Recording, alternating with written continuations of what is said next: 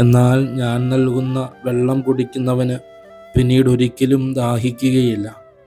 ഞാൻ നൽകുന്ന ജലം അവനിൽ നിത്യജീവനിലേക്ക് നിർഗളിക്കുന്ന അരുവിയാകും. പലപ്പോഴും ഭൗതികമായ ദാഹശമനത്തിനായി ക്രിസ്തുവിനെ സമീപിക്കുന്നവരാണ് നമ്മിൽ പലരും. നമ്മുടേതായ ആഗ്രഹങ്ങളുടെ സഫലീകരണത്തിനായി നാം പലപ്പോഴും അവിടുത്തെ സമീപിക്കാറുണ്ട്. പലപ്പോഴും നമ്മുടെ പ്രാർത്ഥനകളും ഉപവാസവും ഒക്കെ ഈ ആവശ്യങ്ങൾ നേടിയെടുക്കുന്നതിനുള്ള മാർഗങ്ങളായി നാം ഉപയോഗിക്കാറുമുണ്ട്. എന്നാൽ വചനം നമ്മെ ഓർമ്മപ്പെടുത്തുക, നിത്യജീവൻ്റെ ജലം അവനിൽ നിന്നും സ്വീകരിക്കാനാണ് നാം ഓരോരുത്തരും വിളിക്കപ്പെട്ടിരിക്കുന്നത് എന്നാണ്. ഭൗതികമായ നേട്ടങ്ങളെക്കാൾ ഉപരിയായി ആത്മീയമായ നേട്ടങ്ങൾക്കാണ് നാം പ്രാധാന്യം കൊടുക്കേണ്ടതെന്ന് വചനം നമ്മെ ഓർമ്മപ്പെടുത്തുന്നു.